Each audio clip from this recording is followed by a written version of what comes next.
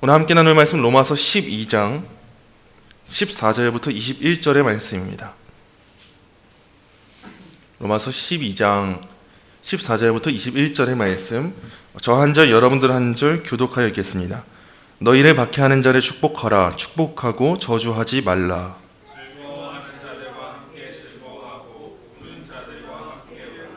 서로 마음을 같이 하며 높은 데 마음을 두지 말고 도리어 낮은 데 처하며 스스로 지혜 있는 채 하지 말라.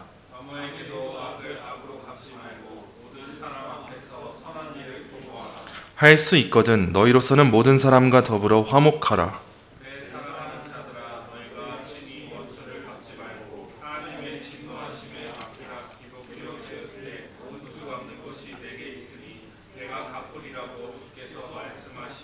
내 원수가 줄이거든 먹이고 목마르거든 마시게 하라. 그리함으로 내가 숯불을 그 머리에 쌓아 놓으리라. 아멘. 오늘 로마서 강의 85번째 시간으로 로마서 12장 14절부터 21절의 말씀을 육신의 싸움 너머를 바라보라라는 제목으로 증거하도록 하겠습니다. 지난 말씀에서 살펴본 것처럼 성도는요, 한 몸으로서의 교회를 사랑으로 섬겨야 됩니다. 이때 우리가 교회 내 각 지체를 향하는 그 사랑은요, 단순하게 우리가 이웃을 바라보는 정도의 사랑이 아니라 저 사람도 남이지만 우리가 하나가 되었으니 사랑해야겠다, 이런 의미의 사랑이 아니라 이 사람과 내가 가족이 되었다는 것을 알면서 가족을 대하듯이 하는 사랑이 교회를 향한 사랑이었습니다.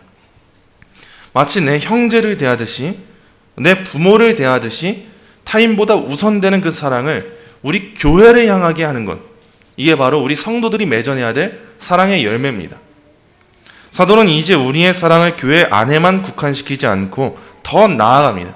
이제는 우선적으로는 성도들의 쓸 것을 공급해야 하지만 더 나아가서 나그네를 환대하고 이웃을 섬기는 그 손 대접하기까지 해야 하는 성도의 이웃 사랑, 이 성도의 인간관계에 대하여서 하나씩 차분하게 서술해 나갑니다. 오늘의 본문 14절부터 보겠습니다. 본문 14절 우리 함께 읽습니다. 너희를 박해하는 자를 축복하라. 축복하고 저주하지 말라. 아멘. 사도는 너희를 박해하는 자를 축복하라, 축복하고 저주하지 말라라고 말해요.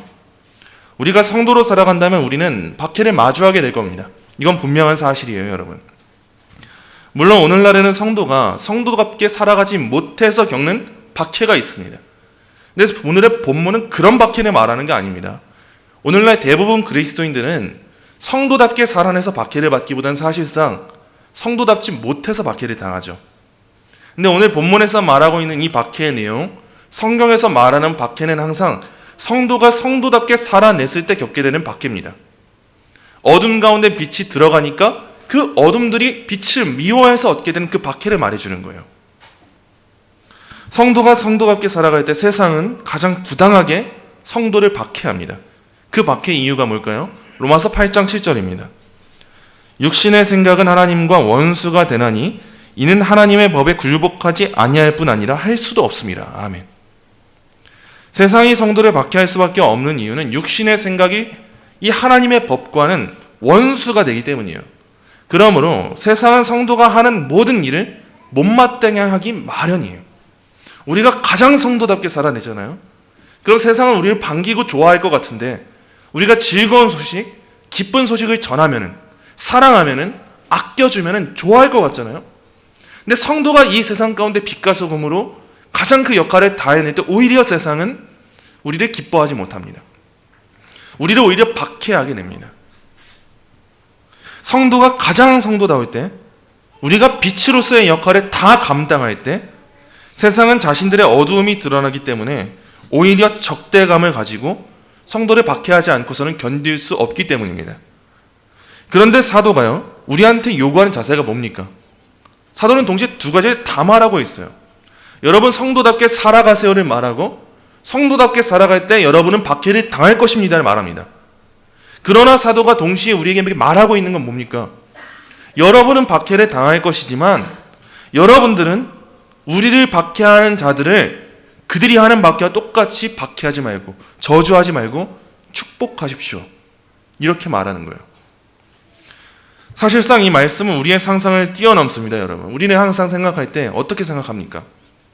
나를 박해하는 사람이 있으면 우리는 참고 견디면 내가 할 일 다 했다라고 생각하죠.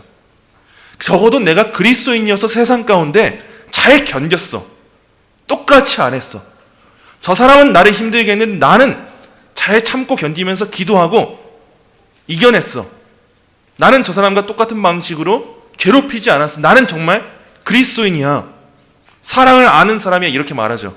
근데 오늘의 말씀은 우리의 상상을 넘어서는 것을 요구합니다. 우리는 그저 박해를 참고 견디기만 해도 대단하다고 생각하지 않습니까? 똑같이 화 한 번 안 내고 그저 그 박해를 겪고만 있는다면, 시간이 흘러가게 기다리고만 있으면 대단한 신앙이라고 생각하잖아요. 근데 우리가 그렇게 생각하는 이유는 뭡니까? 우리가 나는 이 정도만 해도 잘했어라고 생각하는 그 이유, 그건요 바로 다름 아닙니다. 우리는 박해를 견디는 것도 힘들기 때문이에요. 우리 본성상 참고 기다려주고 아파하는 것도 힘든데 내가 어디까지 참아야 돼? 그래도 나 이 정도 참았으면 참 잘했다. 이 생각이 우리한테 자리하고 있으니까 우린 대단하다고 생각합니다. 우리도 인간인지라 그들에게 보복하고 싶은 마음이 들기 때문이에요. 그런데 우리는 어떻게 생각합니까? 나는 보복하는 마음이 들었을 뿐 보복을 실제로 하지는 않았어. 나는 참 대단한 그리스도인이야. 나 정말 성화가 많이 됐다. 이렇게 생각하죠. 근데 본문이 말하는 성도의 삶은 그 정도 수준이 아닙니다. 성도가 성도다운 삶이 무엇이냐 했을 때 참는 거, 견디는 거, 기다려주는 거, 받아내는 거, 여기서 멈추는 게 아니에요. 오히려 우리를 박해하는 자들을 저주하지는 못할 망정 축복하기까지 해라 라고 하는 게 본문입니다. 이 말씀에 빗대어 볼 때 우리가 성도다운 삶을 살아가고 있는가를 돌아봐야 됩니다, 여러분. 우리는 참고 견디면 잘했다고 생각하잖아요. 우리 자녀들이 학교에서 믿지 않은 친구한테 맞고 돌아오고, 이때도 너 똑같이 안 때렸지. 이거 하나 하면은 칭찬거리예요, 우리 교회에서는. 근데 성경에서 말하는 성도의 삶은 그 정도 수준이 아닙니다. 너 그래서 축복했어? 미워하는 마음 가지지 않고 그 사람을 위해서 진심 어린 마음으로 기도하기까지 했니? 이게 성경에서 말하는 성도의 삶입니다. 본문에서의 축복은요, 하나님이 그들에게 복 주시기를 바라고 그걸 위해 기도하기까지 하는 행위입니다. 우리는 우리 원수를 마주할 때 어떻습니까? 우리를 괴롭게 하는 사람 마주할 때 어떻습니까? 하나님께서 그들에게 복 주시기를 기도하고 있습니까? 하나님 어서 데려가 주세요. 어서 나에게서 피하게 해주세요. 거두어 주세요 라고 말하죠. 근데 성경에서 말하는 성도의 삶은요, 하나님 저 사람에게 복 주세요. 이게 성도의 삶이에요. 그래서 스데반 집사님이 순교를 당할 때 어떻습니까? 하나님이 그들의 죄를 보시지 않길 원하죠. 그들의 죄를 위해 기도하기까지 하죠. 우리 예수님이 이 땅에서 살아가실 때 어떻게 살아가셨습니까? 세상이 예수님을 향해 돌을 던지고 핍박할 때, 조롱할 때 예수님이 참고 견디기만 하셨습니까? 아니죠. 그 세상을 향해서 기쁜 소식을 전하기 위해 오신 거예요. 우리 성도의 마땅한 삶이 그렇다는 겁니다. 우리 주님께서 이렇게 말씀하셨습니다. 마태복음 5장 44절입니다. 나는 너희에게 이르노니 너희 원수를 사랑하며 너희를 박해하는 자를 위하여 기도하라. 우리 예수님도 이렇게 말씀하신 거예요. 근데 문제는 뭡니까? 우리 본성상 이 일이 쉽지 않다는 거예요. 우리는 저주하고 싶습니다. 그러나 말씀은 뭘 요구합니까? 저주하지 말고 축복해라. 이걸 말하고 있는 거예요. 우리가 거듭난 그리스도인이 되지 않았다면 우리는 이 삶을 살아갈 수가 없습니다. 그러나 우리는 이제 이 삶을 살아갈 수 있어요. 그 이유가 뭘까요? 이게 12장을 볼 때 중요한 겁니다. 우리가 여태껏 왜 그리 오랜 시간 동안 1장부터 11장의 시간을 이토록 오랫동안 봐왔습니까? 약 2년의 시간을 우리가 1장부터 11장을 봐왔어요. 질리지도 않으세요? 하나님이 하신 그 주권이 무엇이고, 선택이 무엇이고, 예정이 무엇이며, 그리스도가 우리의 머리 되심이 무엇이고, 칭의가 무엇이고, 그 가운데 성도가 마땅히 행해야 될 성화가 무엇인가, 그 안에서의 내적인 충돌이 무엇인가를 다 살피고, 그럼에도 내 안에 있는 이 구원은 끊이지 않는구나를 배운 다음에 그러므로라는 말씀으로 12장이 시작합니다. 그러므로라고 시작하면서 우리가 보게 되는 변화가 뭡니까? 이제 우리는 마음을 새롭게 함으로 변화를 받은 존재가 되었구나. 그래서 우리의 삶의 원리는 이 세대의 원리가 아니구나. 그래서 우리를 향해서 이 세대를 본받지 말라고 말씀하시는구나. 이제 우리는 마음의 변화를 받았고 지속적으로 우리의 마음을 새롭게 해야 하고, 그렇기 때문에 우리의 삶의 원리가 달라져서 이 세대가 우리의 기준이 아니라 하나님의 선하시고 기뻐하시고 그 온전하신 뜻이 무엇인지를 분별하는 삶, 그 삶이 이제 우리한테 기준이 된 겁니다. 여러분, 이게 우리가 1장부터 11장을 그토록 오랫동안 본 이유예요. 이 맥락에서 이해해서 그러므로 우리한테 말하는 거예요. 그러므로 여러분은 마음이 새롭게 되었어요. 이 모든 은혜를 우리의 은혜라고 여기지 않습니까? 근데 이 은혜를 여기는 사람들의 삶이 어떻습니까? 그러므로 이제는 원수를 저주하지 않고 축복까지 한다는 거예요. 이제 우리한테는 새로운 원리가 자리 잡았다는 겁니다. 이제 우리가 바라보는 선의 기준이 뭡니까? 하나님의 뜻이에요. 근데 하나님의 뜻이 우리에게 무엇을 명합니까? 원수를 저주하지 말고 축복할 것을 명하는 거예요. 그래서 이제는 우리가 단순히 도덕적으로 내가 착한 삶을 살아야겠다가 아니라 하나님의 뜻이 이러하니 내가 분별해서 원수를 저주하지 않고 나를 박해하는 사람이어도 우리 예수님이 그러신 것처럼, 스데반 집사님이 그랬던 것처럼, 사도 바울이 그랬던 것처럼 주님의 말씀을 따라 사랑하고 축복해야겠구나. 이걸 우리가 이제 깨닫게 된 겁니다. 이게 우리 성도들의 삶의 원리인 거예요. 그래서 이제 우리는 이 삶을 살아갈 수가 있습니다. 이어지는 말씀 보시죠. 15절 16절입니다. 15절 16절 우리 함께 읽겠습니다. 즐거워하는 자들과 함께 즐거워하고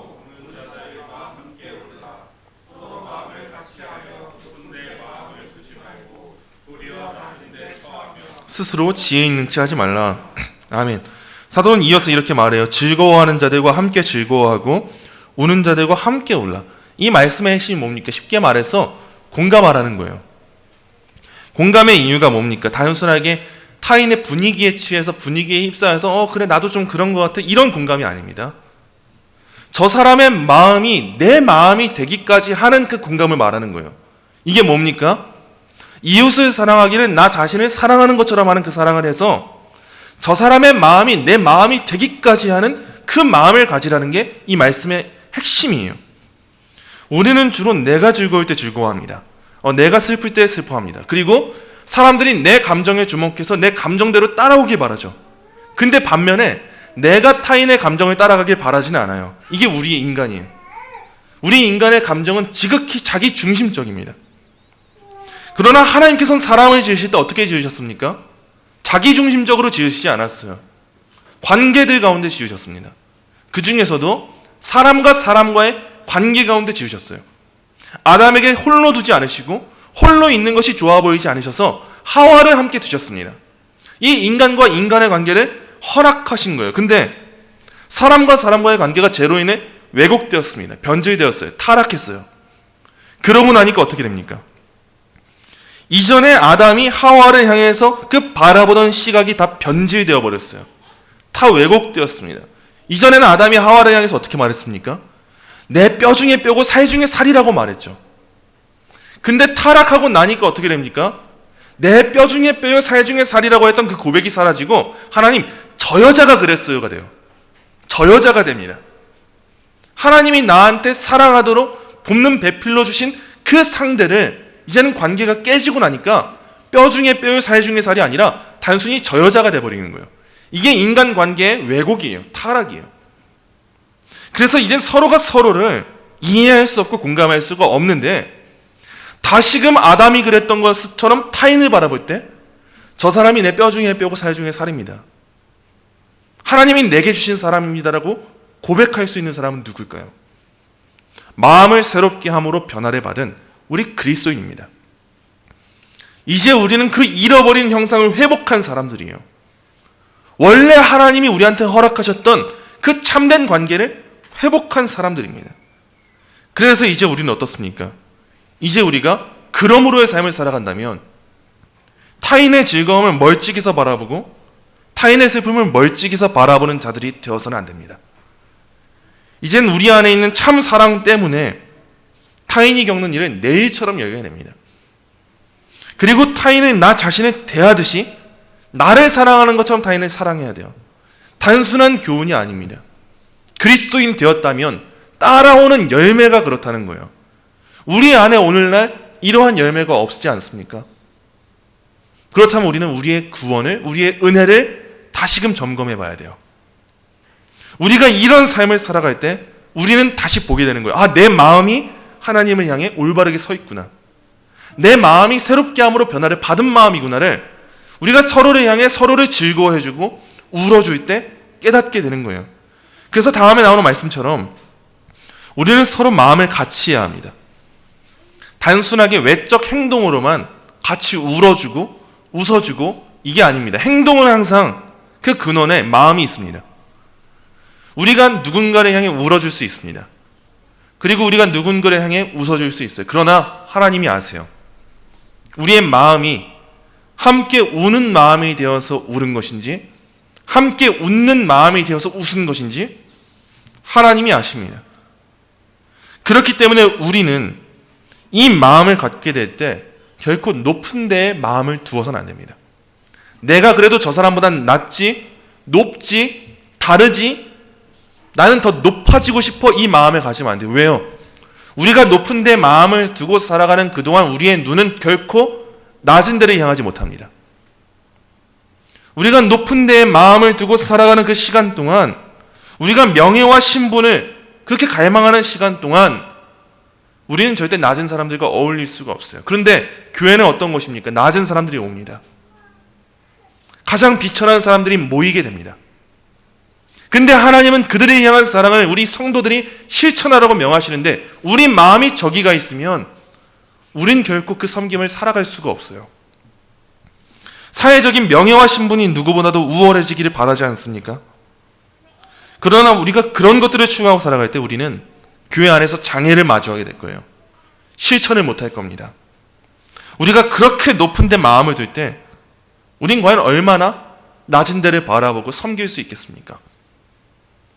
그러나 우리가 스스로 하나님의 은혜를 묵상하면서 자발적으로 낮은 데 처하게 된다면 우린 서로 마음을 같이 하게 될 수 있습니다.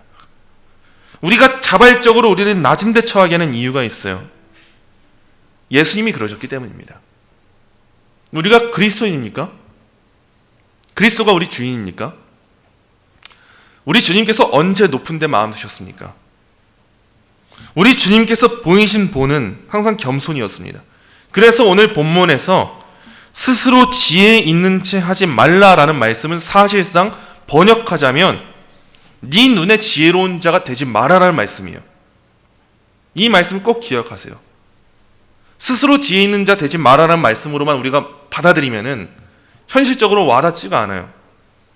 우리 마음이 제대로 가고 있는 건가 이해가 되지 않아요. 근데 사실상 이 말씀이에요. 네 눈에 지혜로운 사람 되지 마라. 너가 바라기엔 높은 사람 되지 마라. 너가 바라기에 좀 더 나은 사람 되지 마라. 너가 보기에 나는 좀 다르지 않은 그 사람 되지 말라라고 하는 게 오늘 본문의 교훈이에요. 그래야 우리가 서로를 사랑하면서 예수님이 행하신 그 이웃사랑의 본을 실천할 수 있게 되는 겁니다. 이어지는 17절부터 21절의 말씀 보겠습니다. 17절부터 21절의 말씀 저 한 절 여러분들 한 절 교독해서 읽겠습니다. 아무에게도 악을 악으로 갚지 말고 모든 사람 앞에서 선한 일을 도모하라. 내 사랑하는 자들아 너희가 친히 원수를 갚지 말고 하나님의 진노하심에 맡기라. 기록되었으되 원수 갚는 것이 내게 있으니 내가 갚으리라고 주께서 말씀하시니라.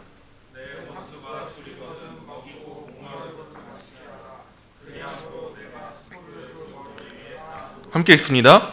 악에게 지지 말고 선으로 악을 이기라. 아멘. 사도는 17절에 이르러서 14절의 말씀을 보충하듯이 아무에게도 악을 악으로 갚지 말고 모든 사람 앞에서 선한 일을 도모하라 라는 말씀이었습니다. 이 말씀에는 우리가 지녀야 될 소극적인 자세와 적극적인 자세가 모두 기록되어 있어요. 먼저 소극적으로는 우리 성도들은 악을 악으로 갚으려 해서는 안 됩니다. 우리가 악을 악으로 갚으려 해서는 안 되는 이유는 뭘까요? 우리가 악을 악으로 갚으려 하는 그 순간 우리 또한 악의 세계에 동참하게 되기 때문입니다.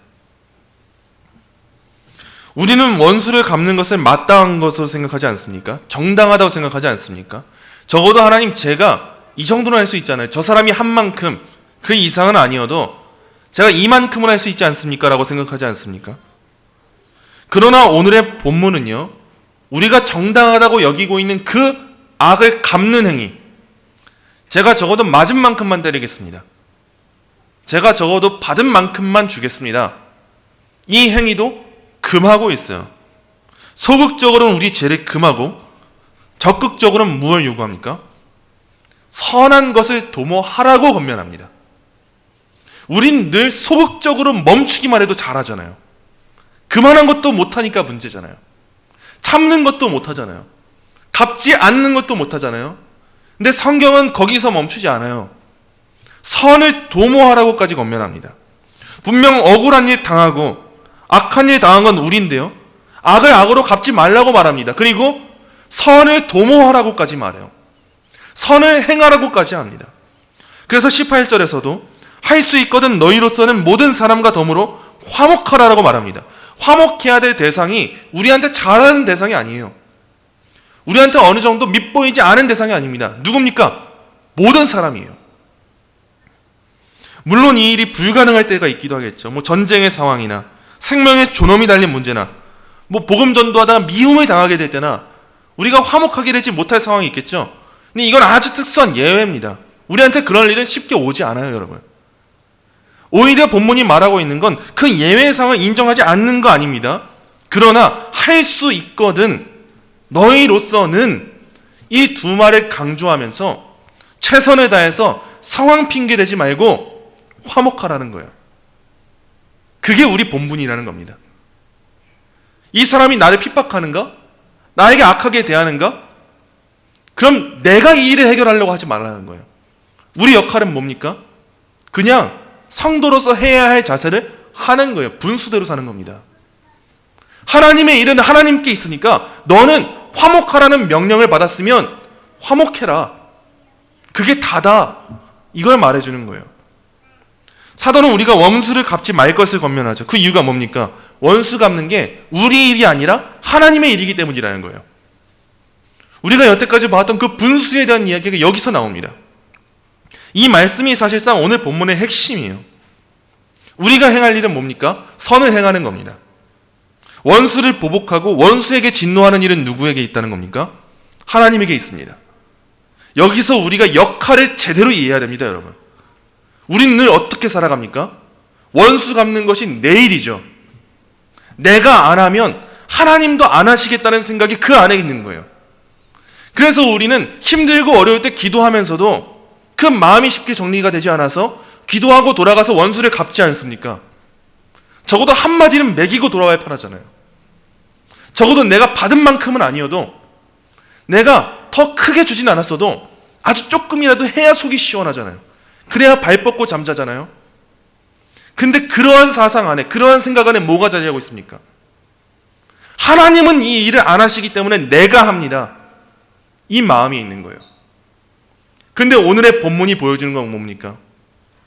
성도는 성도의 역할이 있고 하나님은 하나님의 역할이 있다는 거예요. 원수 갚는 일이 누구의 일입니까? 하나님의 일이에요. 성도의 일은 뭡니까? 억울한 일 당하건 말건 중요하지 않습니다.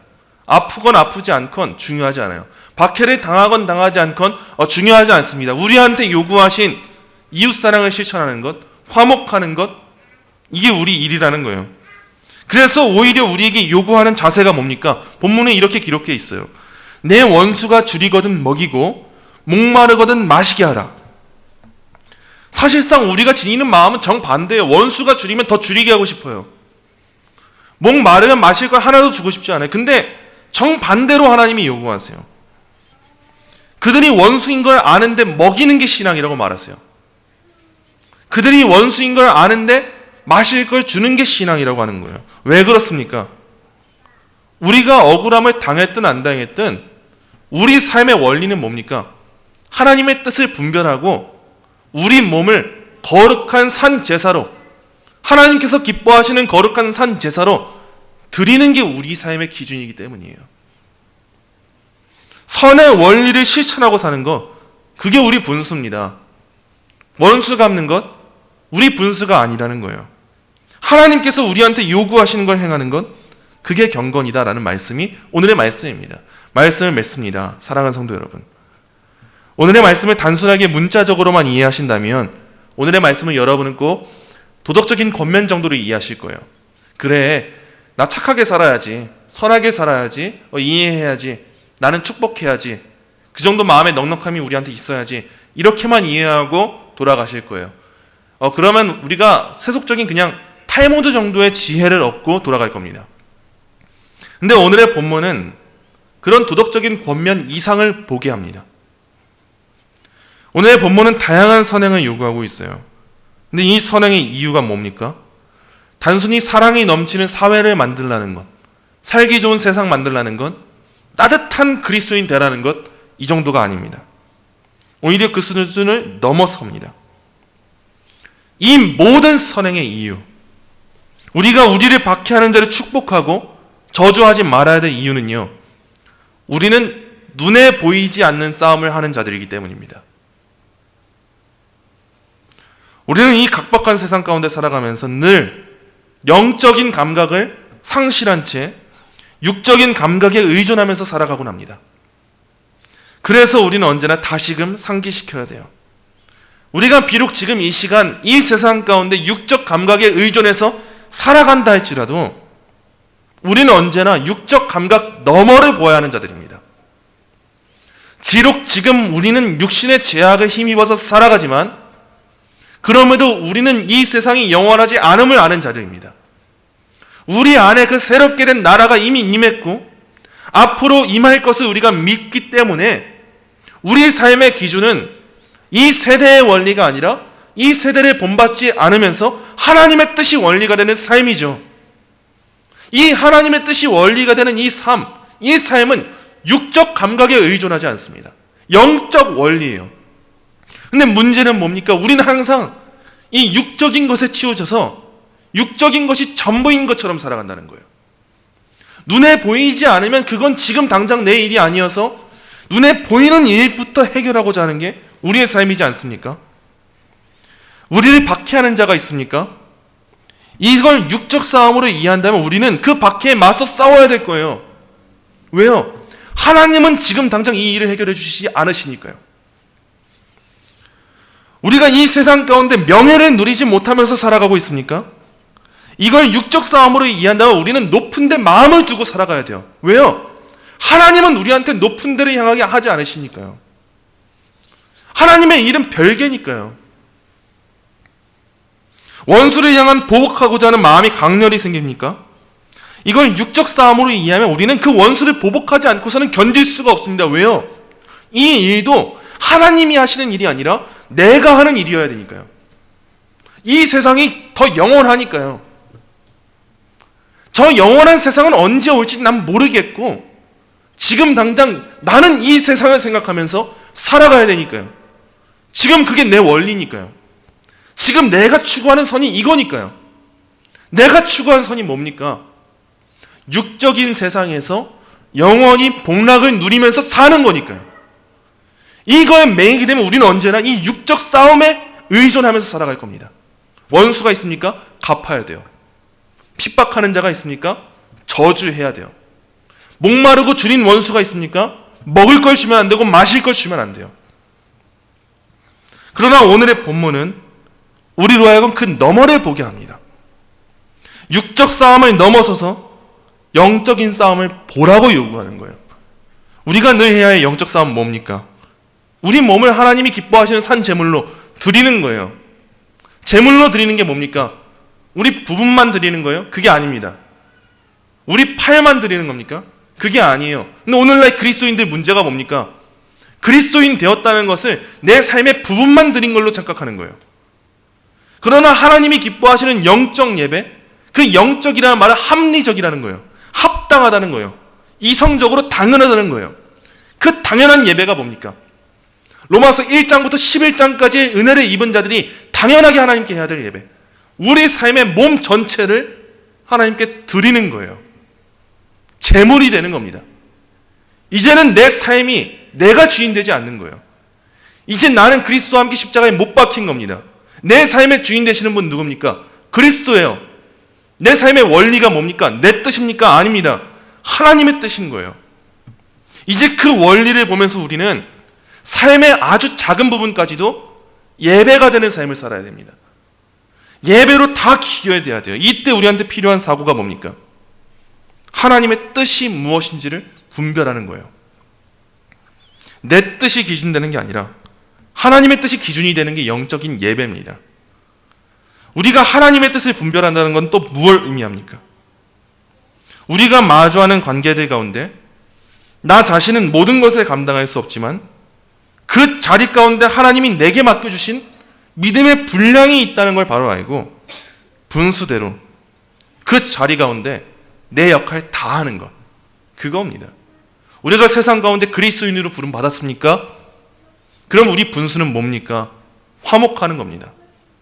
원수 갚지 않는 겁니다. 축복하는 겁니다. 그런 점에 있어서 오늘의 본문은 성도의 분수가 무엇인지를 명확하게 깨닫게 합니다. 성도는 핍박을 당하고 원수를 마주하게 된다 할지라도 핍박에 보복하고자 하는 마음을 품어서 안 됩니다. 왜요? 그 일은 우리 분수가 아니기 때문이에요. 원수 갚는 것은 우리 일이 아니고 하나님의 일이기 때문입니다. 쉽게 말해서 우리가 스스로 원수를 갚고자 한다면 그건 우리 분수를 넘어서서 하나님의 일을 침범하는 그 신적 명예를 침범하는 일이기 때문이에요. 우리가 만약 우리 분수를 지키지 못하고 하나님의 영역을 침범할 때 이 일을 가장 기뻐할 리가 누구시겠습니까? 하나님입니까? 아닙니다. 사탄 마귀입니다.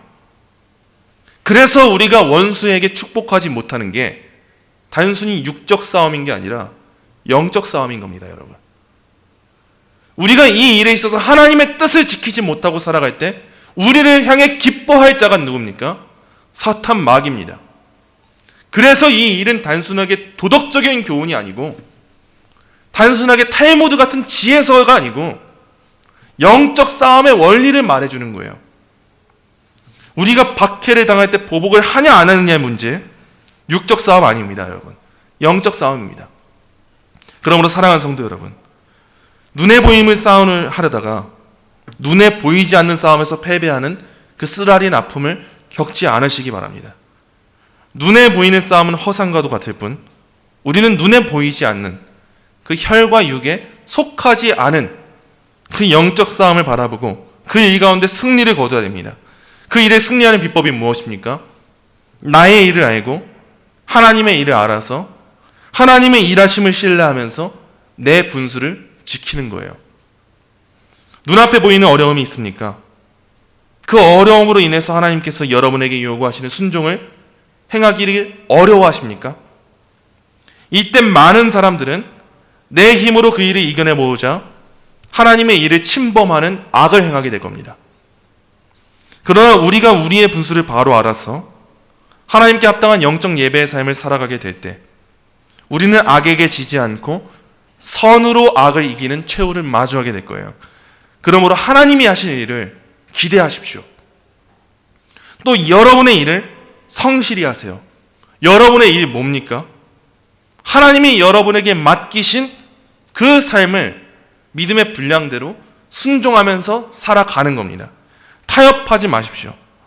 어쩔 수 없다고 말하지 마세요. 참을 수 없는 삶이었다고 말하지 마세요. 나는 적어도 이만큼은 할 수 있잖아요. 이렇게 말하지 마세요. 하나님의 일을 인정하고 우리에게 맡기신 그 일을 신실하게 순종으로 살아가는 자들, 그들이 하나님의 백성인 겁니다. 저와 여러분이 하나님의 이 백성으로서의 삶을, 영적 싸움을 능히 이겨내는 이 삶을 살아가시기를 간절히 소망합니다.